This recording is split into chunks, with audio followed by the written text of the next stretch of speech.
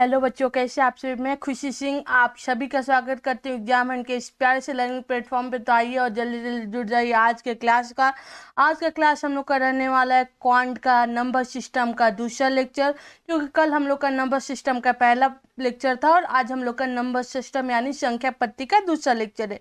तो आइए और जल्दी जल्दी जुड़ जाइए आज के क्लास को। और आई होप पीछे कल जो मैंने आपको क्लासेस करवाई हो आपने अच्छे से देख ली होंगी, और साथ साथ जो मैंने आपको बेसिक बताया यानी नंबर्स क्या होते हैं, डिजिट क्या होते हैं, नंबर्स की उत्पत्ति कैसे हुई, उसके बाद से नंबर के वर्गीकरण के बारे में चाहे जितने भी छोटे छोटे टॉपिक बताए उससे रिलेटेड उससे क्वेश्चन कैसे बन सकते हैं। प्लेस वैल्यू हो गया, फेस वैल्यू हो गया यानी अंकीय मान, स्थानीय मान, इन सभी छोटे छोटे से पॉइंट को आपने बताया जो कि एकदम बेसिक से है। मेनली हम लोग अभी जो फाउंडेशन सीरीज चल रहा है जिसमें हम लोग आपके फाउंडेशन को, आपके जड़ को मजबूत करने का कोशिश कर रहे हैं। और जिसमें अगर आपका जड़ मजबूत होता है, आपका फाउंडेशन मजबूत है, तो आगे आप कहीं भी कोई भी चैप्टर पढ़ेंगे तो आपको कोई प्रॉब्लम नहीं होने वाला है। तो चलिए फिर आज जल्दी जल्दी स्टार्ट करते हैं आज की क्लास को, और सभी का एक बार फिर स्वागत करते हैं एग्जाम हंट के इस प्यारे से लर्निंग प्लेटफॉर्म पे। और क्लास को अपने दोस्तों मित्रों के पास शेयर कर दीजिए जिससे उन लोगों को भी क्लास में जुड़ जाए और उनको भी क्लासेस अच्छी लगे। और अगर आपको क्लासेस पसंद आ रही है तो वीडियो को लाइक करें, चैनल को सब्सक्राइब करें कि आपके पास जो डेली क्लासेस हम लोग की चलती हो उसका नोटिफिकेशन सबसे पहले जा सके। और क्लासेस आपको कैसी लग रही है एक बार कमेंट बॉक्स में जरूर बताइएगा, ठीक है। तो चलिए फिर स्टार्ट करते हैं आज के क्लास को। और आज का क्लास हम लोग का रहने वाला है नंबर सिस्टम का दूसरा लेक्चर। जैसे हम लोगों ने कल बेसिक पढ़ा था नंबर सिस्टम के बारे में, वैसे ही आज भी हम लोग नंबर सिस्टम के बेसिक के बारे में पढ़ने वाला है। क्योंकि अगर आपका बेसिक अच्छा होता है, आपकी जो बेसिक अगर आपका मजबूत होता है तो आप कहीं भी कभी भी किसी क्वेश्चन में फंस नहीं सकते, इसकी गारंटी हम लेते हैं। और अगर हम लोग के साथ आप डेली जुड़ते हैं तो आप अपने ड्रीम यूनिवर्सिटी हो, चाहे BHU हो, चाहे JNU हो, चाहे दिल्ली यूनिवर्सिटी हो, चाहे किसी भी UG में PG में एडमिशन लेना चाहते हैं, तो हम लोग आपको विश्वास दिलाते हैं कि हम लोग आपके साथ लास्ट तक जुड़े रहेंगे और आपकी ड्रीम यूनिवर्सिटी में आपको एडमिशन दिला के ही मानेंगे, ठीक है। तो आइए स्टार्ट करते हैं आज के क्लास को। तो आज हम लोग का रहने वाला है नंबर सिस्टम का दूसरा लेक्चर। पहले लेक्चर में हम लोगों ने नंबर्स के बारे में जाना, डेसिमल के बारे में जाना, उसके बाद से नंबर्स के वर्गीकरण में कौन से पार्ट में डिवाइड किया गया है, नंबर सिस्टम को कितने पार्ट में डिवाइड कर दिया गया है। तो कल मैं आपको डेसिमल तक कंप्लीट करा दी थी, दशमलव तक। आज हम लोग को पढ़ने वाला है दशमलव में कितने पार्ट में डिवाइड है। देखिए दशमलव हम लोग का मेनली दो पार्ट में डिवाइड होता है, एक रेकरिंग डेसिमल और टर्मिनेटिंग डेसिमल, दूसरा नॉन रेकरिंग और नॉन टर्मिनेटिंग डेसिमल। तो कल मैंने आपको रेकरिंग और टर्मिनेटिंग डेसिमल पढ़ा दिया था, जिसमें मैंने आपको बताया था रेकरिंग और टर्मिनेटिंग डेसिमल के में कि ये वैसे डेसिमल होते हैं जो कि आपके P/Q के फॉर्म में बन जाते हैं, जिसे हम लोग परिमेय संख्या बोलते हैं। क्योंकि परिमेय संख्या का कल मैंने आपको डिफिनेशन बताया था, वैसी संख्या जो कि P/Q के फॉर्म में बन जाए और Q क्या हो, नॉट इज इक्वल टू 0 हो, ठीक है। तो परिमेय संख्या कैसी संख्या होती है, एक ऐसी संख्या जो कि आपके P/Q के फॉर्म में हो और जो आपका Q हो क्या हो, नॉट इज इक्वल टू आपका क्या हो, 0 हो, ठीक है। और जो इरेशनल नंबर होता है अपरिमेय संख्या हो, कैसी संख्या होती है जो P/Q के फॉर्म में हम लोग की क्या होती है, P/Q की फॉर्म में नहीं बनती है, ठीक है।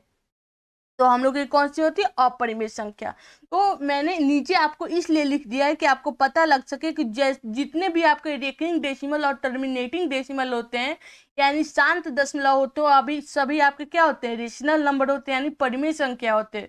और जितने भी आपके नॉन रेकरिंग या फिर नॉन टर्मिनेटिंग डेसिमल होते हैं वे सभी आपके कैसे हो गए, अपरिमेय संख्या हो गए, ठीक है। तो आपको एक क्लियर हो गया कि दशमलव के मेनली दो पार्ट होते हैं, पहला रेकरिंग और टर्मिनेटिंग और दूसरा कौन सा, नॉन रेकरिंग और नॉन टर्मिनेटिंग, ठीक है। एक शांत हो गया, दूसरा अशांत हो गया, ठीक है। तो जो हम लोग के टर्मिनेटिंग हो गया और रेकरिंग डेसिमल हो गए वो सब क्या होते हैं, वो सभी परिमेय संख्याएं होती हैं क्योंकि वो सभी P/Q के फॉर्म में चेंज हो जाती हैं, ठीक है। तो एक एग्जाम्पल की मदद से मैंने कल भी समझाया था, फिर आपको समझाने का हो। जैसे रेकरिंग और टर्मिनेटिंग डेसिमल का अगर हम लोग एग्जाम्पल देखें तो क्या आता है, 0.5 आ गया, चाहे कुछ भी हो गया। तो अगर देखिएगा कि अगर हम लोग जब दशमलव से किसी संख्या को दशमलव से डिजिट में चेंज करना होता है तो जो हम लोग को जितने दशमलव के बाद जितने अंक होते हैं उतने जीरो हम लोग नीचे बैठाते हैं, ठीक है। उसके बाद से हम लोग का आ गया तो कितना बन के आ रहा है, 1/2 बन के आ रहा है। तो जो हम लोग का p/q के फॉर्म में आ गया कि नहीं, तो हम लोग का कैसे हो गया, परिमेय संख्या। तो हम लोग का क्लियर हो गया कि जितने भी रेकरिंग और टर्मिनेटिंग डेसिमल होते हैं वो सभी हम लोग के परिमेय संख्याएं होती हैं, ठीक है। और दूसरा बात, जितने भी हम लोग के नॉन रेकरिंग और नॉन टर्मिनेटिंग डेसिमल होते हैं वो सभी क्या होते हैं, इरेशनल नंबर होते हैं। क्योंकि हम लोग अगर नॉन टर्मिनेटिंग और नॉन रेकरिंग डेसिमल का एग्जाम्पल अगर हम लोग देखें तो आप देखिएगा कि इसके एग्जाम्पल में कोई फिक्स नहीं होता है कि कब आपका आगे दशमलव के बाद आपका क्या हो सकता है। मान के चलिए अगर 5 हो जाएगा, फिर 6 आ जाएगा, फिर 8 आ जाएगा, फिर 9 आ जाएगा, ऐसा कोई फिक्स नहीं है। कोई डिजिट आपका फिक्स नहीं हो सकता है कि कब 5 आ जाए, कब 4 आ जाए, कब 2 आ जाए। हमेशा डिजिट आपके चेंज होते रहते हैं, उससे क्या होता है, नॉन रेकरिंग। अगर हम लोग इसको चेंज करना चाहें p/q के फॉर्म में तो हम लोग का चेंज नहीं हो सकते, इसलिए हम लोग किस में रखें, इसको अपरिमेय संख्या में रखे हुए हैं, ठीक है। चलिए आगे देखते हैं। देखिए ये भी आपका नॉन टर्मिनेटिंग और नॉन नॉन रेकरिंग और नॉन टर्मिनेटिंग का एक और एग्जांपल मैं आपको इधर दिखा रही हूँ। देखिए यही वाला भी है कि इसमें भी आपका फिक्स नहीं है। देखिए यहाँ पे 2 चेंज हो रहा है, फिर 3 आ जा रहा है, फिर आपके 4 आ जा रहा है, फिर 5 आ जा रहा है, फिर 6 आ जाए, फिर 7 आ जाए, फिर 8 आ जाए। ऐसा तो नहीं है कि जैसे मान कर चलिए 2 आ रहा है तो फिर 2 2 2, ऐसा तो नहीं हो रहा है ना। आपके कभी 2 आ जा रहे हैं, फिर 3 आ जा रहा है, फिर 4 आ जा रहा है, ऐसा हो रहा है ना। तो इसमें हम लोग कैसे इसको हम लोग p/q के फॉर्म में चेंज कर सकते हैं, इसको तो हम लोग p/q के फॉर्म में चेंज कर सकते हैं, क्योंकि इसमें हम लोग ऊपर वार लगा के इसको p/q के फॉर्म में चेंज कर सकते हैं। पर इसको p/q के फॉर्म में चेंज कर सकते हैं, नहीं कर सकते हैं, क्योंकि इसके जो डिजिट है, इसके जो अंक है वो फिक्स नहीं है, ठीक है। तो हम लोग को क्या पता लगा इससे कि जो हम लोग नॉन रेकरिंग और नॉन टर्मिनेटिंग डेसिमल होते हैं वो कैसे होते हैं, वो हम लोग के अपरिमेय संख्याएं होती है। कौन सी होती है, अपरिमेय होती है। क्योंकि अपरिमेय होने का मेन कारण इन लोग का यही है कि अपरिमेय में जो आपके p/q के फॉर्म में चेंज नहीं हो पाती है, ठीक है। चलिए आगे देखते हैं। उसके बाद से हम लोगों ने इंटीजर को देखना है, क्योंकि देखिए इंटीजर आपने जब स्केल देखा होगा, जो ग्राफिक स्केल होता है, जैसे ग्राफ में आप जब देखे होंगे तो आपके ग्राफ कुछ ऐसे बना हुआ आता है। जैसे आपका ग्राफ ऐसे बना हुआ होता है जिसमें आपका एक बीच का जो मीडियम साइड होता है वहाँ पे 0 होता है, एक साइड आपके पॉजिटिव वाले होते हैं, इधर जैसे आपके पॉजिटिव में हो गए 1 2, मतलब ऐसे ही इधर आपके पॉजिटिव वाले होते हैं, और इधर आपके क्या होते हैं, इधर आपके निगेटिव वाले होते हैं, ठीक है। तो जो बीच वाला पार्ट होता है वो कौन सा होता है, 0 होता है। जो एक साइड आपका होता है लेफ्ट साइड, उसमें आपके धनात्मक पोजीशन मानो पॉजिटिव इंटीजर होता है, और जो राइट साइड होता है उसमें निगेटिव इंटीजर होता है, ठीक है। तो जब आप देखे होंगे तो ये दोनों क्या इंटीजर के पार्ट होते हैं। एक आपका क्या होता है, एक पॉजिटिव इंटीजर होता है यानी धनात्मक आपका पूर्णांक होता है, दूसरा कौन सा होता है, निगेटिव इंटीजर यानी ऋणात्मक पूर्णांक होता है, ठीक है। तो जब वो बीच वाला जो 0 है, तो 0 क्या जाएगा, ऋणात्मक जाएगा कि धनात्मक जाएगा। तो इसके लिए हम लोग को क्या करना है, ये जो होते हैं, जो 0 हम लोग के होते हैं वो ना ही ऋणात्मक होते हैं और ना ही धनात्मक होते हैं। मतलब जो 0 हम लोग का होता है वही ना ही तो ये पॉजिटिव में आता है और ना ही निगेटिव में आता है, ठीक है। ये आपका बीच वाला पार्ट होता है, ठीक है। उसके बाद से हम लोग पॉजिटिव इंटीजर को देखें तो पॉजिटिव इंटीजर में हम लोग को 2 चीज पढ़ने को मिलते हैं। एक तो पॉजिटिव इंटीजर में मेनली हम लोग को देखने को मिलता है नेचुरल नंबर, और दूसरा हम लोग को क्या देखने को मिलता है, होल नंबर, ठीक है। तो नेचुरल नंबर क्या होता है और होल नंबर क्या होता है, ठीक है।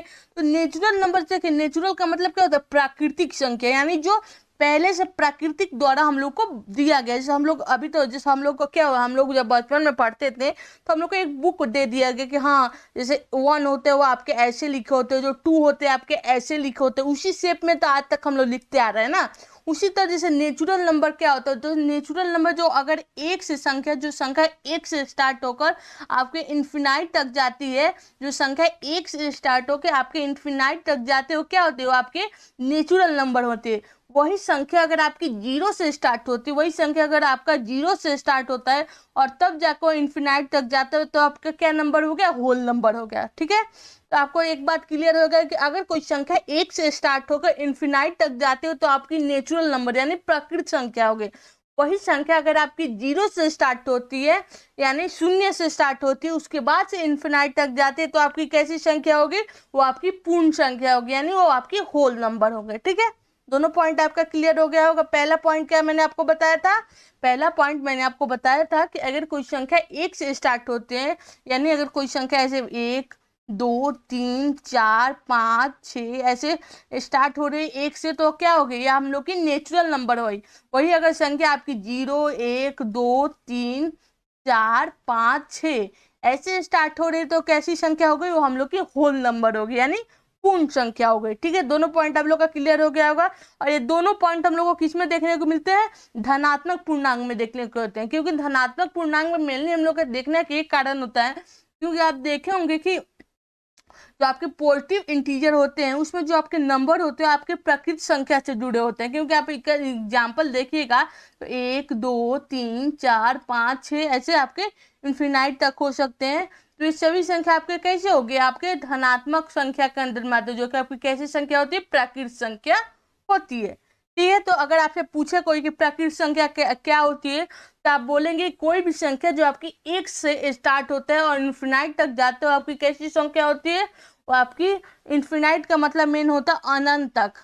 100 भी हो सकता है, 150 भी हो सकता है, 200 भी होता है, लाख भी हो सकता है, करोड़ भी हो सकता है, जो आपकी अंत तक अनंत तक नहीं होता है, जिसका अनंत हो बोल सकते हैं, जिसका कोई अंत ना हो, जो भी अनंत हो। ठीक है, तो अगर कोई संख्या आपकी नेचुरल नंबर जो आपकी 1 स्टार्ट होकर आपके इन्फिनाइट तक जाते होगी कैसे होगी, नेचुरल नंबर होगी। वही संख्या अगर आपकी 0 से स्टार्ट होती है, शून्य से स्टार्ट होती है, और जब लास्ट में इन्फिनाइट तक जाते हैं तो आपकी कैसी संख्या होगी, होल नंबर यानी पूर्ण संख्या होगी। ठीक है,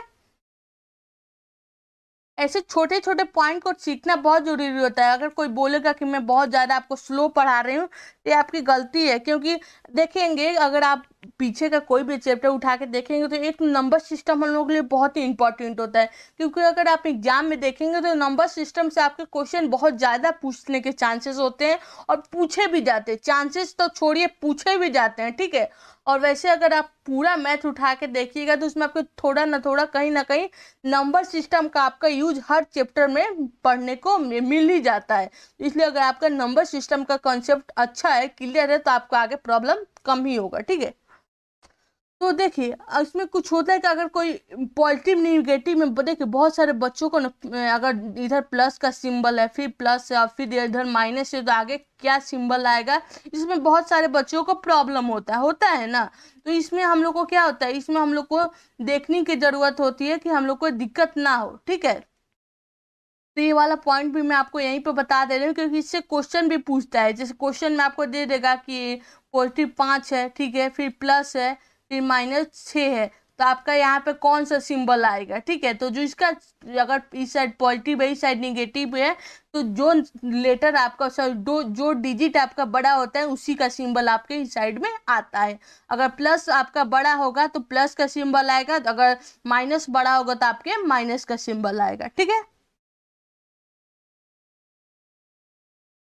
उसके बाद से अगर आप देखेंगे तो इधर आपके अगर पॉजिटिव में अगर कोई पॉजिटिव होता है, पॉजिटिव इंटीजर होता है, उसमें अगर फिर आप पॉजिटिव को जोड़ते हैं तो आपके पॉजिटिव निकल के आएंगे। ठीक है, अगर देखिए यहाँ पे मैं आपको एग्जांपल की मदद से समझाती हूँ कि मान कर चल में 4 है, ठीक है, और फिर मैं इसमें अगर 6 जोड़ती हूँ तो मेरा क्या निकल के आएगा, 10 निकल के आएगा। तो यहाँ पे क्या आपके पॉजिटिव होते हैं। ठीक है, यहाँ पे देखिए आपके निगेटिव हो गए, तो अगर मान कर मैं -4 दे दूँ, फिर प्लस है, फिर -2 दे दूँ, तो क्या निकल के आएगा, -6 निकल के आएगा। ठीक है, वैसे ही अगर प्लस है और उसमें अगर माइनस आप जोड़िएगा तो आपके जो डिजिट बड़े होंगे, जैसे मैं यहाँ पर बता रही थी ना कि जो आपके अंक बड़े होंगे उसी के आपके चिन्ह आएंगे। अगर प्लस का अंक बड़ा है तो प्लस का चिन्ह आएगा, माइनस का अंक बड़ा है तो माइनस का चिन्ह आएगा। ठीक है, अगर प्लस में किसी माइनस वाले को मल्टीप्लाई करेंगे तो हम लोग का कौन सा निकल के आएगा, माइनस चिन्ह निकल के आएगा। ठीक है, उसके बाद से हम लोग देखते हैं कि अगर हमसे क्वेश्चन में पूछ दे कि 100 नेचुरल नंबर के बीच में कितने आपके 1 से लेके 100 तक कितने नेचुरल नंबर आएंगे, तो ऐसे कुछ ट्रिक होना चाहिए ना। क्योंकि कॉन्सेप्ट तो क्लियर करना अलग बात है, पर अगर उसको बनाने का आपको ट्रिक भी पता होता है तो क्वेश्चन और भी आपको ईजी हो जाता है, हेल्पफुल हो जाता है। तो देखिए अगर कोई पूछे कि sum of first and natural numbers, ठीक है, अगर कोई पूछे कि आपके जो 1 से लेकर 100 तक कितने नेचुरल नंबर होते हैं, तो आपको कौन सा फॉर्मूला यूज करना है, एन एन, उसके बाद से ब्रैकेट में n+1 इंटू 2 करना है। ठीक है, अगर कोई आपसे पूछ रहे कि sum of the first and even natural number, यानी अगर कोई पूछे कि 1 से लेकर आपके कुछ तक 100 हो 200 उतने तक आपके कितने सम प्राकृतिक संख्या है तो आपको उसमें कौन सा फॉर्मूला लगाना है, ए वाला फॉर्मूला लगाना है। उसी तरह अगर आपसे पूछते कोई कि sum of the first and odd, यानी अगर कोई आपसे पूछ दे कि एक से लेकर मान के चलिए 150 तक की कितने विषम प्राकृतिक संख्या है, तो आपको क्या करना है, एन का स्क्वायर करना है। ठीक है, चलिए इस पे मैं आपको बताऊंगी एक एक एग्जाम्पल करके कैसे क्वेश्चन पूछते हैं। ठीक है, तो देखिए यही पे पिछले साल का आपका क्वेश्चन है, तो इसमें बोल रहा है कि the sum of the first 100 natural number, यानी बोल रहा है कि आपका the sum of the first natural number यानी 100 प्राकृतिक संख्याओं के में कुछ कितने आपके नेचुरल नंबर आएंगे, यानी अगर 1 से लेकर 100 तक आपके कुल कितने नेचुरल नंबर आएंगे, कितने प्राकृतिक संख्या आएंगे। ठीक है, तो इसको हम लोग देखते हैं। तो इसका कौन सा है, n+n+1 डिवाइडेड बाई 2। ठीक है, तो इसको हम लोग देखते हैं। तो इसको क्या करेंगे हम लोग, 100, ठीक है, इंटू 100+1 डिवाइडेड बाई 2। ठीक है, इसको अगर हम लोग देखें तो 100 इंटू 100 डिवाइडेड बाई 2, इसको काट दिया जाएगा, इससे 50 आ जाएगा। तब इसमें आप 50 से गुना कीजिएगा तो आपका कितना आएगा, चलिए इधर गुना करके मैं देख।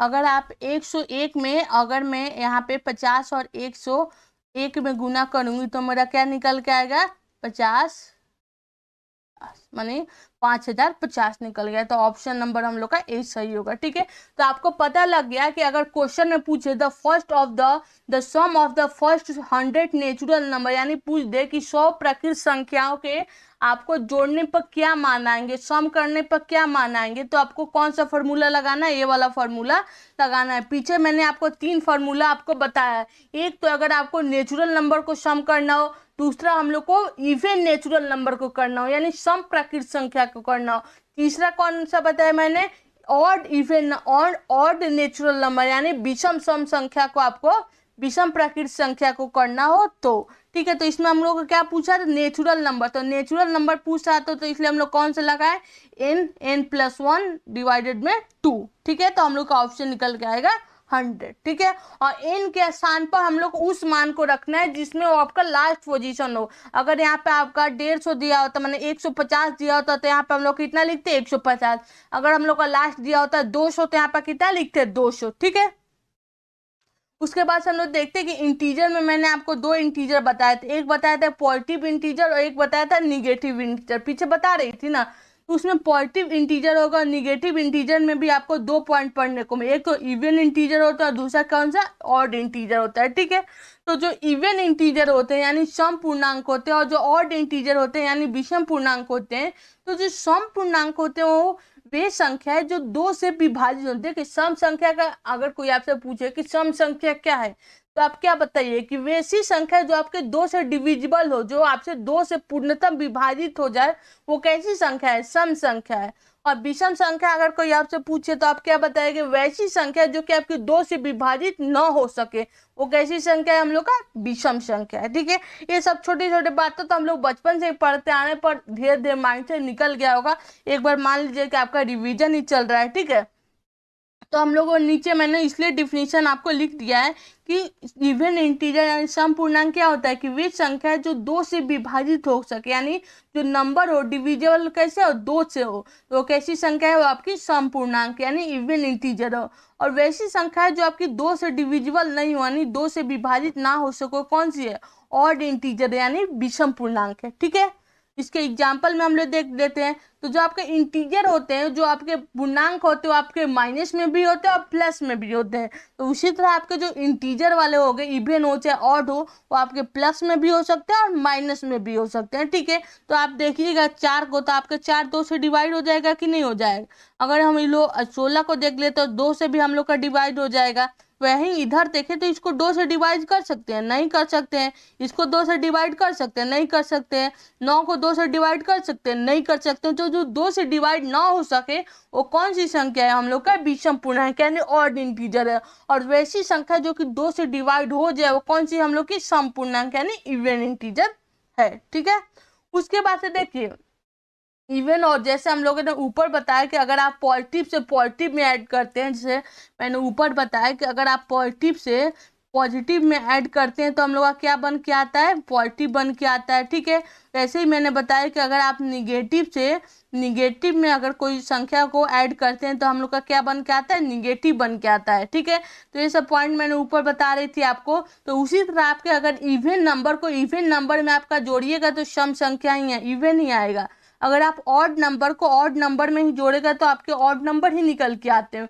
वैसे ही अगर आप इवन नंबर को ऑड में जोड़िएगा तो ऑड, यानी अगर किसी को कोई व्यक्ति सम संख्या को, या अगर कोई व्यक्ति है वो कोई सम संख्या है, फिर उसी को सम संख्या में ही कोई होगा उससे जोड़ेगा तो कौन सा अंक उसका निकल के आएगा, जो उसका फाइनल आंसर आएगा कौन सी संख्या होगी, सम संख्या ही होगी, ठीक है। वैसी तरह अगर कोई विषम संख्या है, ठीक है, उसी तरह कोई अगर विषम संख्या है फिर उसको अगर हम लोग किसी विषम संख्या में जोड़ते हैं तो हम लोग को कैसी संख्या निकल के आएगी, वो हम लोग की विषम संख्या ही निकल के आएगी, ठीक है। ये सब छोटे छोटे से पॉइंट से क्वेश्चन पूछे जाते हैं। और जब मैं आपको चैप्टर एक बार नंबर सिस्टम करा दूंगी तो नंबर सिस्टम में जितने भी पॉइंट मैंने आपको पढ़ाए हैं उससे रिलेटेड मैं आपको एक बार क्वेश्चन भी करवाऊंगी, जिससे आपको पता लग सके कि जो मैं छोटे छोटे से आपको पॉइंट बता रही हूँ वो आपके लिए कितना इंपॉर्टेंट और उससे कितने ज़्यादा क्वेश्चन बन जाते हैं, ठीक है। और सभी क्वेश्चन में आपके PYQ से रिलेटेड ही होंगे, ठीक है। तो देखेंगे उसके बाद से आपके इवन और ऑड में हो गए, तो अगर इवन नंबर होगा कोई और फिर उसको ऑड नंबर हम लोग ऐड करेंगे तो हम लोग के ऑड निकल के आते हैं। उसी तरह इवन को इवन मल्टीप्लाइंग करेंगे तो इवन आएगा, ऑड में ऑड को मल्टीप्लाई करेंगे तो ऑड आएगा, even into odd into even, ठीक है।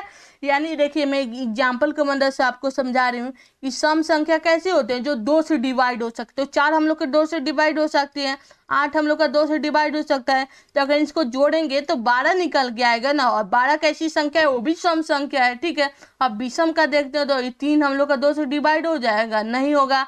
5 0 से डिवाइड होगा, नहीं होगा। तो जो हम लोग के निकल के आएंगे वो कैसे होंगे, 5 और 3 तो नहीं नहीं, ये वाला दूसरा होगा। मान के चले मैं यहाँ पे 9 ही रख देती हूँ तो 9 और 3 कितना होगा हम लोग का, 9 और 3 हम लोग का 12 होगा। तो आपके विषम आ गए। अच्छा सॉरी, ये आपका 2 से डिवाइड हो जाएगा। उसके बाद से मैं आपको हाँ एक और पॉइंट मुझे पीछे बताना था। तो देखिए ये वाला जो पॉइंट ऊपर देख रहे हैं आप कि जिसमें जो आपके जीरो हैं, जो जीरो आपके दिख रहे हैं, जो मैंने आपको बताया था कि जीरो आपके बीच में होता है, एक पॉजिटिव इधर साइड होता है, एक आपका निगेटिव साइड होता है। जो बीच में होता है कौन सा, जीरो होता है इंटीजर में। तो मैंने आपको बताया था कि जीरो आपके इवन में भी आ सकते हैं और ऑड में भी आ सकते हैं। तो देखेंगे कि और एक नहीं होता है आपका एक डिस्क्रिप्शन जिसको बोल दिया जाता है, नोट बोल दिया जाता है। उसी तरह आपका एक नोट है कि जो जीरो होते हैं ना वो आपके इवन जो कि आपके सम इंटीजर होते हैं, यानी कि सम पूर्णांक के अंदर में आते हैं। तो आपसे क्वेश्चन अगर पूछ दे कि आपके जो जीरो है वह सम पूर्णांक है कि विषम पूर्णांक है, तो आप क्या ऑप्शन में मारिएगा, सम पूर्णांक मारिएगा, ठीक है। उसके बाद से हम लोग को देखना है पॉजिटिव इंटीजर में। देखिए ऊपर तो मैंने आपको बताया था कि 2 तरह के इंटीजर होते हैं, पॉजिटिव और निगेटिव, ठीक है। उसी में मैंने आपको बताया था इंटीजर में हम लोग के एक इवन इंटीजर होते हैं और एक कैसे होते हैं, एक हम लोग के ऑड इंटीजर होते हैं, ठीक है। यानी एक सम पूर्णांक होता है और एक विषम पूर्णांक होता है, ठीक है। तो देखिए ये तो दोनों पूर्णांक हो गए। उसके बाद पॉजिटिव इंटीजर को भी तो पढ़ना पड़ेगा कि पॉजिटिव इंटीजर में क्या क्या देखने को मिलते हैं। उसमें एक हम लोग को प्राइम नंबर देखने को मिलता है और दूसरा कंपोजिट नंबर देखने को मिलता है, यानी अभाज्य संख्या और भाज्य संख्या। तो देखें कि अभाज्य संख्या क्या होती है और भाज्य संख्या क्या होती है। तो अगर आपसे कोई पूछे कि अभाज्य संख्या यानी प्राइम नंबर क्या होती है तो आप क्या बताएंगे कि वे संख्या जिनके केवल 2 गुणनखंड हो, एक तो वह एक से हो और एक खुद से हो। मान के चले वैसी संख्या जिसका 2 ही गुणनखंड हो, एक तो वो एक नंबर से डिवाइड होता हो, माने एक नंबर हो, और दूसरा एक वह खुद का हो, ठीक है। दूसरा कंपोजिट नंबर यानी भाज्य संख्या। तो भाज्य संख्या अगर कितने होते हैं, जिसके 2 से अधिक गुणनखंड हो, मतलब एक भी हो सकता है, खुद से भी हो सकता है, 2 3 और हो जाए, वे सभी आपके अभाज्य संख्या है यानी कंपोजिट नंबर है, ठीक है। तो एग्जाम्पल में अगर देखें तो देखेंगे कि 2 है तो 2 का एक कौन सा गुणनखंड हो सकता है, वह 1 से डिवाइड हो सकता है और एक 2 से डिवाइड हो सकता है, यानी एक से हो रहा है, एक खुद से हो रहा है, ठीक है। उसी तरह 5 को देखेंगे तो एक से नंबर से होता है, 1 नंबर से डिविजिबल होता है और एक खुद से होता है यानी इटसेल्फ से होता है, ठीक है। उसी तरह अगर हम लोग इसमें देखेंगे, इसको देखेंगे, तो इसमें अगर आप देखिए कि वे संख्या है जिनके 2 से अधिक हो, तो अगर आप 4 का देखेंगे तो 4 में देखेंगे कि वो 1 से भी आपके कट जाते हैं, 2 से भी कट जाते हैं, आपके 4 से भी कट जाते हैं, तो यानी 2 से अधिक ना इसके डिविजिबल रूल है। वहीं पर अगर मैं 10 का देखूँ तो आपके 1 से भी कट जाते हैं, 2 से भी कट जाते हैं, 5 से भी कट जाते हैं, 10 से भी कट जाते हैं, तो इसका 1 से अधिक आपके न विभाजित करने वाले संख्याएं हैं। ठीक है, तो उसके बाद से छोटे से पॉइंट एक नोट की तरह आप नोट डाउन कर लीजिएगा। ये सभी पीडीएफ में आपको कहाँ मिल जाएगा, एग्जामंड का ऐप आप जाकर डाउनलोड कर दीजिए प्ले स्टोर से। उसके बाद से आप स्टडी मटेरियल में जाइएगा तो वहाँ आपको एक टेस्ट सीरीज का ऑप्शन मिलेगा, प्लस आपको एक वीडियो रिकॉर्डिंग का, प्लस पीडीएफ का, ये 3 सेक्शन आपको देखने को मिल जाएंगे। उसमें आप जो मैंने पीछे का जो भी क्लासेस कराया है उन सभी का वहाँ पे पीडीएफ और क्लासेस भी अपलोडेड है, आप जाके वहाँ से डाउनलोड कर लीजिए, प्लस उसका नोट आप एक बना लीजिए, क्योंकि जब आप नोट बनाए होते हैं तो एग्जाम जब आपके पास आते हैं, नज़दीक आते हैं, तो जब उसको रिवाइज करना होता है तो आपको ईजी हो जाता है रिवाइज करना। ठीक है, क्योंकि आप रिवाइज करिएगा तभी आपके कॉन्सेप्ट और क्लियर हो जाएंगे। ठीक है, और रिवाइज हम लोग को कैसा करना है, छोटे छोटे से नोट बना के, क्योंकि जिससे हम लोग को टाइम कम लग सकेगा। ठीक है, तो यहाँ पर अगर देखिएगा तो बोल रहा है कि एक ना तो अभाज्य संख्या होती है और ना ही अभाज्य संख्या होती है। ठीक है, तो आपको अगर ट्रू और फॉल्स में पूछ दें कि एक कैसी संख्या होती है, भाज्य संख्या होती है कि अभाज्य संख्या होती है, तो आप क्या उसमें दीजिएगा, एक ना तो भाज्य संख्या होती है और ना ही अभाज्य संख्या होती है। ठीक है, दूसरा पॉइंट बोल रहा है कि सबसे छोटी अभाज्य संख्या कौन सी होती है, 2 होती है, और सबसे सम अभाज्य संख्या कौन सी होती है, 2 होती है। ठीक है, ये 2-3 पॉइंट आपको याद रखना है। उसके बाद से अगर आपसे कोई पूछ दे कि 1 से लेकर 50 तक कितने अभाज्य संख्या है, तो आप कितने बताइएगा, 15 है। ठीक है, वैसे अगर कोई पूछ दे कि 50 से 100 के बीच में टोटल कितने आपके अभाज्य संख्या, तो आप कितना बताइएगा, 10 होता है। ठीक है, वैसे अगर 1 से 100 में अगर आपसे कोई पूछ दे तो आप कितना बताइएगा, 25 बताइएगा।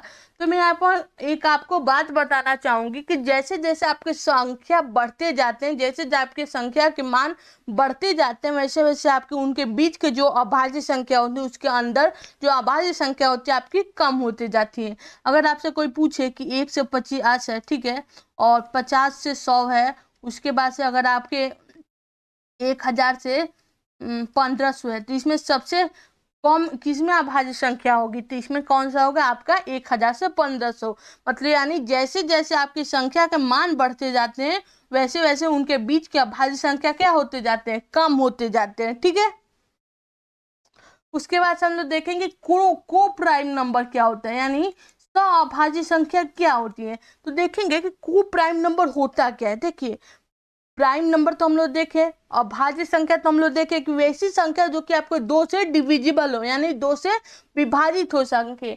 और को प्राइम को भाज्य संख्या क्या होती है, वैसी संख्या जो कि आपके 2 से डिविजिबल ना हो, मतलब सॉरी, अभाज्य संख्या क्या होती है, वैसी संख्याएं जिसके केवल 2 गुणनखंड हो, एक तो खुद से कटता हो और एक उसी नंबर से एक से कटता हो, यानी एक वह खुद से कट रहा है और एक नंबर से कट रहा है। उसके बाद से आपके जो भाज्य संख्या होते क्या होते हैं, उनके बहुत सारे गुणनखंड होते हैं, 1 से भी कट रहा है, 2 से भी कट रहा है, 3 से भी कट रहा है। ठीक है, उसके बाद से हम लोग देखेंगे को प्राइम नंबर क्या होता है। ठीक है, को प्राइम नंबर, तो देखिए को प्राइम नंबर को हम लोग को रिलेटिव प्राइम भी बोला जाता है। यहाँ पे जगह नहीं इसलिए नहीं लिख रही हूँ। रिलेटिव, अगर कोई पूछे कि रिलेटिव नंबर क्या होता है, तो जैसे को प्राइम होता है उसी का दूसरा नाम आपको क्या देखने को मिलता है, रिलेटिव नंबर, यानी को प्राइम नंबर का ही दूसरा नाम क्या है, रिलेटिव नंबर। ठीक है, ठीक है, तो को प्राइम मतलब क्या होता है, को से तो आप लोग को समझ में नहीं आओगे कि 2 संख्याओं का जुड़ाव, यानी 2 रिश्तेदारों का जुड़ाव, उसी को रिलेटिव प्राइम नंबर आप बोल सकते हैं। ठीक है, तो वे संख्याएं की जोड़ी जिनमें एक के अलावा कोई भी सामान्य गुणनखंड न हो सके उसे क्या बोल देते हैं, अभाज्य संख्या बोलते हैं। ठीक है, तो मतलब को प्राइम नंबर कैसे न होते हैं कि ऐसे संख्याएं जिसके केवल एक ही गुणनखंड आपके मैच कर रहे हो। ठीक है, जिसमें आपके केवल एक का ही गुणनखंड आपका मैच कर रहा है, उसके अलावा कोई भी गुणनखंड का जो डिविजिबल वाला पार्ट है वो आपके मैच नहीं कर रहे हैं, वो आपके कौन से को प्राइम नंबर है। जैसे इसको एग्जांपल की मदद से आपको समझा रही हूँ, जैसे 4 और 5 है, ठीक है। तो अगर देखेंगे कि 4 का कौन कौन सा अंक से वो डिवाइड हो जाता है, तो एक 1 से हो जाता है और एक 4 से हो जाता है।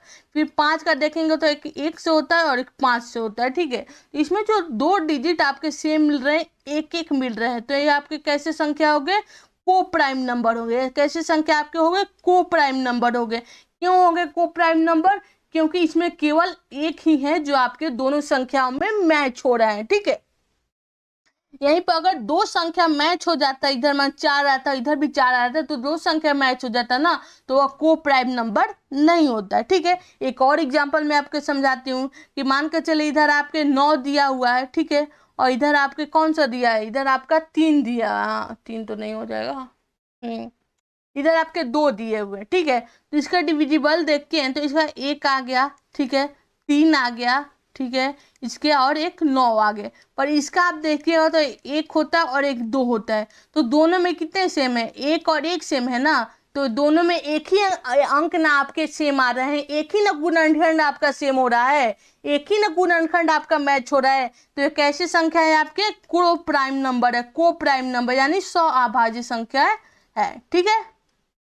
यानी दो संख्याओं के बीच में जो आपके गुणनखंड बनने चाहिए वो जिसमें एक ही गुणनखंड आपका मैच होना चाहिए। अगर केवल एक ही गुणनखंड आपका मैच हो रहा है तो आपका कैसी संख्या, को प्राइम नंबर है, यानी सअभाज्य संख्या है, ठीक है। उसके बाद से ट्विंस प्राइम नंबर देखेंगे, तो ट्विंस प्राइम नंबर यानी जुड़वा अभाज्य संख्या क्या होती है। देखिए आपको सब पॉइंट पता होना चाहिए, क्योंकि एनटीए का कोई भरोसा नहीं है, क्योंकि वो कहीं से भी क्वेश्चन पूछ सकता है, वो जीरो से भी पूछ सकता है और हाई से भी पूछ सकता है। तो आपको जीरो से भी आपका बेसिक अच्छा होना चाहिए और हाई लेवल पे भी आपका बेसिक अच्छा होना चाहिए। इसलिए हम लोग आपको जीरो से आपके फाउंडेशन को अच्छा करते हुए, मजबूत करते हुए आगे धीरे धीरे ले रहे हैं। और आप सिलेबस का चिंता मत कीजिए, आपको सिलेबस सब टाइमली कंप्लीट हो जाएगा और साथ साथ आपको प्रैक्टिस करने के लिए भी हम लोग अच्छे से देंगे, ठीक है।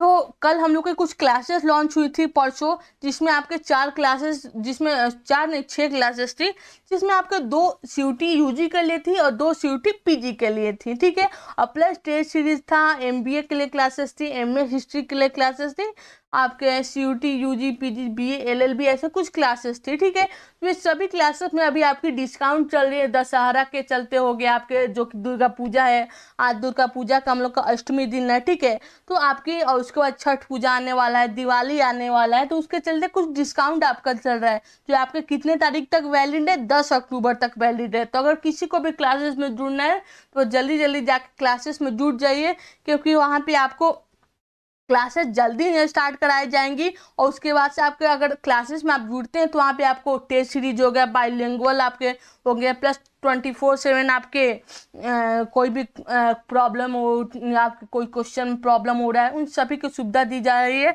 और आपको एक बुक भी प्रोवाइड किया जा रहा है जो कि आपके उस चैप्टर से रिलेटेड रहेंगे, जो आपके पीडीएफ फॉर्म में मिलेंगे। उसके बाद से आपको टेस्ट सीरीज चैप्टर वाइज मिलेंगे, तो आपका एक चैप्टर कंप्लीट हो जाएगा तो आप जाकर उस चैप्टर का टेस्ट सीरीज लगा सकते हैं, जिससे आपकी जो एग्जाम है और भी आपके चैप्टर अच्छे हो जाएंगे और एग्जाम में आप अच्छे से उसको प्रैक्टिस किए रहेंगे, तो आपको क्वेश्चन करने में कोई प्रॉब्लम नहीं होगा। अब प्लस एग्जाम के 2 महीने पहले तक हम लोग सिलेबस एकदम कंप्लीट करवा देंगे और लास्ट में 2 मंथ सिर्फ हम लोग प्रैक्टिस करेंगे, ठीक है। जो कि हम लोग PYQ से रिलेटेड हम लोग अपना प्रैक्टिस सेट लगाएंगे, ठीक है। तो आप लोग जाके जरूर क्लास में जुड़िए और अपने तैयारी को और अच्छा कीजिए और अपने ड्रीम यूनिवर्सिटी में जाने का एक सीट पक्का कीजिए, कंफर्म कीजिए। क्योंकि अगर आप देख रहे हैं कंपटीशन कितना टफ होते जा रहा है, तो आपको एक अच्छे गाइडेंस की ज़रूरत है, जो कि आपके हमेशा साथ रहे। अगर अभी आपका क्वेश्चन फंस जाए तो आप अभी हम लोग के पास कॉल कीजिए, अभी हम आप लोग को सोल्यूशन प्रोवाइड करवाएंगे, ठीक है। उसके बाद हम लोग देख लेंगे को प्राइम नंबर क्या होता है और आपके ट्विंस नंबर क्या होता है। तो ट्विंस नंबर मैं आपको बता रही थी कि वैसी संख्या है जिनके बीच में केवल एक संख्या का अंतर हो, जिसमें बीच में केवल आपके एक संख्या का अंतर हो, एक संख्याओं का ही अंतर हो, ठीक है। यहाँ पे 5 होना चाहिए, ठीक है, केवल एक संख्याएं के अंतर ही हो, ठीक है। तो आप देखिएगा, रुकिए इसको मिटा दो, हो गया तो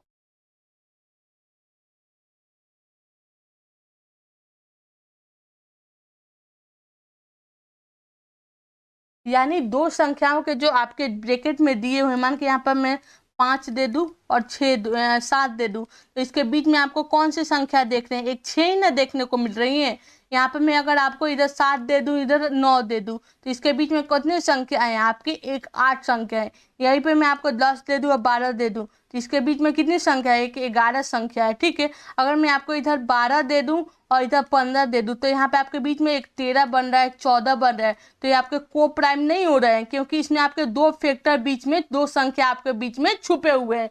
यानी दो संख्याओं के बीच में केवल एक संख्या आपका छुपा होना चाहिए, वो आपके कैसी संख्या हो गए?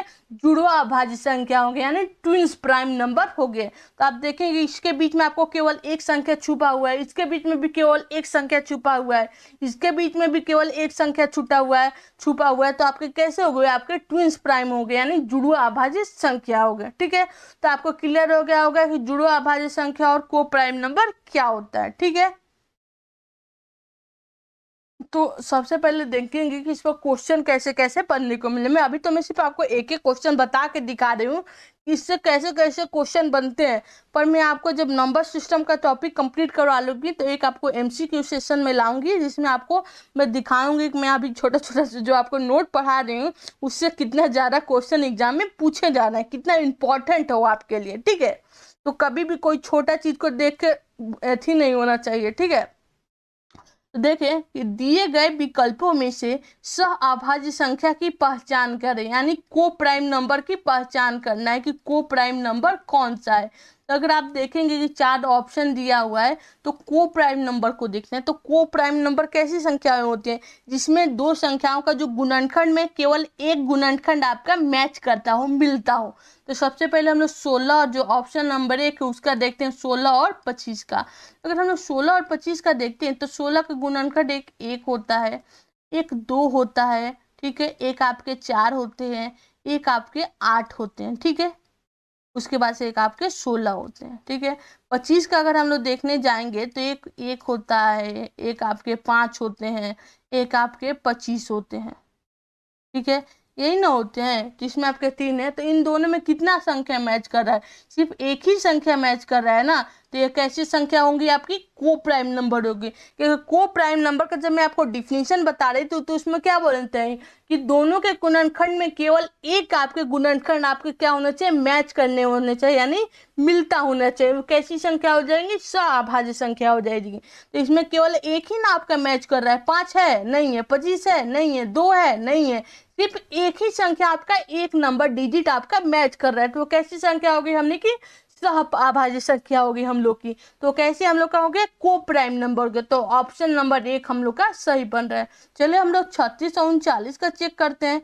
तो 36 और 39 का अगर आप चेक कीजिएगा तो इसका बहुत सारे से, मान के यहाँ पे देखिएगा, 1 होता है, ठीक है, 3 होता है, और यहाँ पे भी देखिएगा 1 होता है और इसका भी 3 होता है। तो यहाँ पे दो संख्या मैच हो जा रहा है ना, तो ऐसे ही ये को प्राइम नंबर नहीं होगा। इसका भी 7 2 मैच हो रहा है, इसका पे भी एक होगा, 3 होगा, 4 होगा, यहाँ पे भी 1 2 3 4 होगा, ये भी मैच नहीं, यानी ऑप्शन नंबर 1 हम लोग का सही हो रहा है। और ऑप्शन नंबर 1 हम लोग का सही क्यों हुआ? क्योंकि वहां पर केवल एक जो गुणनखंड होता है वही हम लोग का मैच कर रहा था। ठीक है, उसके बाद से देखिए ऊपर मैंने आपको बता दिया डेसिमल क्या होते हैं, को प्राइम नंबर क्या होते हैं, आपके ट्विंस प्राइम नंबर क्या होते हैं, पॉजिटिव इंटीजर क्या होते हैं, निगेटिव इंटीजर क्या होते हैं। उसके बाद से इवन नंबर में अगर कैलकुलेट करना हो तो कैसे करेंगे, इवन में प्लस करना होगा तो कौन सा नंबर आएगा, ऑड को ऑड में प्लस करेंगे तो कौन सा नंबर आएगा। ऐसे सभी छोटे छोटे से बातों को मैंने आपको बता दिया था। रियल नंबर क्या होते हैं, इमेजिनरी नंबर क्या होते हैं, इन सभी बातों को मैंने आपको क्लियर करवा दिया। और आप उसको एक बार नोट बना के जरूर रख लीजिएगा, जिससे आपको आगे एग्जाम में हेल्प मिल सके। ठीक है, उसके बाद हम लोग देखते हैं भिन्न यानी फ्रैक्शन क्या होता है। तो अगर आप देखे होंगे कि जब हम लोग बचपन में पढ़ते थे तो हम लोग को देखने को मिलता था कि अगर हम लोग के पास 4 टॉफ़ी है, ठीक है, हम लोग के पास 4 चॉकलेट है, उसमें से एक चॉकलेट अगर हम लोग अपने दोस्त को दे देते थे तो उसको क्या लिखते थे? यानी 4 टोटल में से एक चॉकलेट हम लोग अपने दोस्त को दे दें।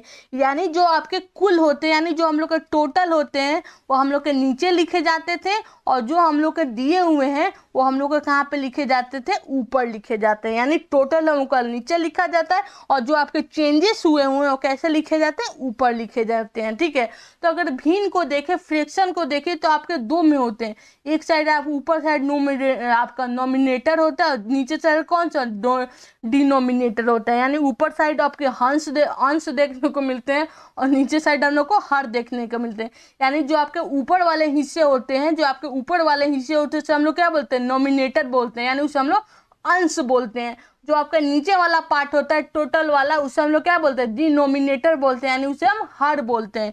यानी अगर कोई व्यक्ति है उसके पास चार, मान कर सर अगर किसी कोई आपके मेरे पास 5 बुक है, अगर इस 5 बुक में से मैं अपने दोस्त को 2 बुक दे दूं तो 5 बुक जो टोटल है उसको हम लोग को क्या लिखना है, यानी डिनोमिनेटर के पोजीशन पर लिखना है। और जितना पोजीशन आपका, जितना डिजिट का आपका चेंजेस हुआ है उसका कहाँ लिखे, नोमिनेटर के आपको हर पोजीशन पे लिखना है। ठीक है, उसके बाद से हम लोग देखते हैं कि भिन्न के प्रकार, यानी भिन्न हम लोग के कितने प्रकार में मेनली होते हैं। तो आप देखेंगे भिन्न हम लोग के मेनली 6 प्रकार को देखने को मिलते हैं। जो हम लोग का फ्रैक्शन होता है वो कितने पार्ट में डिवाइड होते हैं, 6 पार्ट में डिवाइड होता है। पहला हम लोग का प्रोपर फ्रैक्शन होता है, दूसरा हम लोग का इनप्रोपर फ्रैक्शन होता है, तीसरा हम लोग का लिंक्ड फ्रैक्शन होता है, लाइक्ड फ्रैक्शन होता है, तो चौथा हम लोग का अनलाइक्ड फ्रैक्शन होता है, पांचवा हम लोग का मिक्स्ड फ्रैक्शन होता है और छठवां हम लोग का कौन सा, कंपोनेंट फ्रैक्शन होता है। यानी एक प्रोपर फ्रैक्शन यानी संपूर्ण भिन्न हो गया, इनप्रॉपर यानी असंपूर्ण भिन्न हो गया, लाइक यानी पसंद भिन्न जो भी हो, और मिक्स यानी मिश्रित, और कंपोनेंट यानी अमिक्स्ड। ऐसे आपके टोटल 6 भिन्न हम लोग को पार्ट में देखने को मिलते हैं। ठीक है, तो फ्रैक्शन तो मैंने आपको बता दिया कि जो आपके जिस तरह P/Q का फॉर्म होते हैं वही ऐसे ही आपके A/B में अगर कोई फॉर्म में यानी अंश और हर के फॉर्म में आपके देखने को मिल जाओगे, कैसे हो गए वो आपके भिन्न हो गए, यानी वो आपके कैसे हो गए, फ्रैक्शन वैल्यू हो गए। ठीक है, तो फ्रैक्शन वैल्यू में भी होता है कि अगर आपके जो जो ऊपर वाला अंश वाला हर होता है, सॉरी अंश और हर होते हैं, तो उसमें जो आपके अंश वाला जो संख्या होना चाहिए वो क्या होना चाहिए, हर से हमेशा कैसा होना चाहिए, छोटा होना चाहिए, बड़ा कभी भी नहीं होना चाहिए। ठीक है, तभी आपके जाकर फ्रैक्शन सही बनते हैं। ठीक है, उसके बाद से एक एक करके सभी पार्टों को हम लोग देखेंगे। तो सबसे पहले हम लोग फ्रैक्शन में कौन सा पार्ट देखा था, प्रोपर फ्रैक्शन यानी संपूर्ण भिन्न। तो जो प्रोपर फ्रैक्शन होते हैं तो उसको हम लोग कैसे, कोई भी फ्रैक्शन हो उसको हम लोग को अंश और हर यानी नॉमिनेटर और डिनोमिनेटर के फॉर्म में ही लिखना होता है। ठीक है, तो अंश और हर के फॉर्म में लिखना होता है। तो अतः जो अंश होता चाहिए, जो अंश होना चाहिए वो कैसा होना चाहिए, हर से हम लोग का छोटा होना चाहिए। यानी जो ऊपर वाला पोजीशन होता है वो कैसा होना चाहिए, वो हमेशा जो नीचे वाला पोजीशन है उससे क्या होना चाहिए, छोटा होना चाहिए, कभी भी बड़ा नहीं होना चाहिए। तभी जाके वो एक प्रोपर फ्रैक्शन बनेगा, एक संपूर्ण भिन्न बनेगा। वहीं पे अगर आपके इधर मान के जो ऊपर बड़ा हो जाए और नीचे छोटा हो जाए तो आपके गलत हो जाएंगे, वो आपके प्रोपर फ्रैक्शन नहीं होंगे। ठीक है, उसके बाद से हम लोग देखते हैं इन प्रोपर फ्रैक्शन, यानी आपके जो होते हैं इन प्रोपर फ्रैक्शन और संपूर्ण भिन्न क्या होते हैं। तो जो इन प्रॉपर फ्रैक्शन होते हैं तो उसमें क्या होना चाहिए, उसमें जो आपके देखने को मिलते हैं कि जो आपके जो अंश वाले पार्ट होते हैं वो क्या होते हैं, हर से क्या होते हैं, बड़ा हो जाता है। यानी जो नीचे वाला पार्ट है उससे आपका ऊपर वाला पार्ट कैसा हो जाता है, बड़ा हो जाता है। तो वो कैसा हो जाता है, इन प्रॉपर फ्रैक्शन होता है, जो कि आपके बिल्कुल गलत होते हैं। ठीक है, उसके बाद से मिक्स फ्रैक्शन देखने को मिलते हैं। तो देखिए मिक्स फ्रैक्शन क्या होता है, तो मिक्स फ्रैक्शन जब आप देखे होंगे एग्जाम में मेनली देखते होंगे, या फिर पहले जैसे हम लोग बनाते थे ऐसे जोड़ दे, हम लोग बचपन में देखे ना, जिसे हम लोग पूर्णांक बोलते हैं। ठीक है, बचपन में आप लोग पढ़े होंगे। ठीक है, तो हम लोग इसको बनाते थे। तो जो आपके ऐसे भिन्न हो गए जो कि आपके पूर्णांक से मिलकर बने होते हैं, जो आपके पूर्णांक जिसको बोला जाता है, पूर्णांक से मिलकर बने होते हैं, पूर्णांक से मिलकर बने होते हैं। और ये कैसे होते हैं, ये कैसे होते हैं, इन प्रॉपर भिन्न होते हैं, इन प्रॉपर प्रॉपर। एक जो आपके पूर्णांक और इन प्रॉपर से जो मिलकर बने होते हैं वो कैसे भिन्न होते हैं, आपके मिक्स फ्रैक्शन के भी होते हैं। ठीक है, तो आई होप आज की क्लासेस हम लोग यहीं पे कंप्लीट करते हैं, और कल मैं इससे आगे आपको और पढ़ाऊंगी। जैसे अभी तो मैंने 3 ही आपको फ्रैक्शन के पार्ट के बारे में बताया, और इससे रिलेटेड क्वेश्चन मैं आपको कल कराऊंगी फ्रैक्शन से रिलेटेड, और जो और आगे पार्ट है उसको मैं बताऊंगी। प्लस अभी तो हम लोग को नंबर्स में बहुत कुछ पढ़ना है। एलसीएम हो गया, एचसीएफ हो गया, आपके डिविजिबिलिटी का रूल हो गया, भाजिता, उसके बाद से बोर्ड मास हो गया। इन सभी पॉइंटों को हम लोग को एक एक करके पढ़ना है, क्योंकि अगर आपका बेसिक अच्छा है तो आपके आगे के सभी पॉइंट क्लियर होंगे। ठीक है, तो आई होप अभी तक जो भी मैंने आपको बताया वो आपको अच्छे से क्लियर हो गया होंगे। और जो एक एक क्वेश्चन मैं आपको बीच में कराने की कोशिश कर रही हूँ, सिर्फ वो दिखाने के लिए कोशिश करा रही हूँ कि आपको पता हो कि ये छोटा सा पॉइंट छोटा नहीं है, उससे क्वेश्चन बनते हैं। अभी जब मैं आपको नंबर सिस्टम का एमसीक्यू कराऊंगी तो मैं उससे रिलेटेड आपको बहुत सारे क्वेश्चन पी बाई क्यू से रिलेटेड कराऊंगी। ठीक है, तो आपको इसका पीडीएफ चाहिए तो आप एग्जाम हंट ऐप पे जाइए, वहां से आप जाके पीडीएफ डाउनलोड कीजिए और उसको एक छोटा सा नोट बनाइए, जिससे आपको रिवीजन में कोई प्रॉब्लम ना हो। और चैनल को सब्सक्राइब करें, और वीडियो अगर आपको अच्छा लग रहा है, क्लासेस अच्छा लग रहा है, तो आप मुझे लाइक जरूर करें, जिससे हम लोग को मोटिवेशनल मिल सके, जिससे हम लोग को और हो सके कि हम लोग को और क्लासेस लाना चाहिए आप लोग को अच्छे अच्छे पॉइंट पे। ठीक है, और क्लासेस में अगर कोई भी पॉइंट आपको समझ नहीं आ रहा, आप मुझे कमेंट बॉक्स में जरूर बताइएगा, मैं उसको आपको अगले क्लास में क्लियर कराने का जरूर कोशिश करूंगी। ठीक है, तो आज के लिए यहीं पर कंप्लीट करते हैं, कल फिर मिलते हैं आपके आगे के पार्ट में, आगे अच्छे से आगे के क्लासेस में। तो आप लोग की तैयारी बहुत ही अच्छी चल रही है, और तैयारी को और अच्छा करने के लिए आप हम लोग के साथ एग्जाम के साथ जुड़ सकते हैं। ठीक है।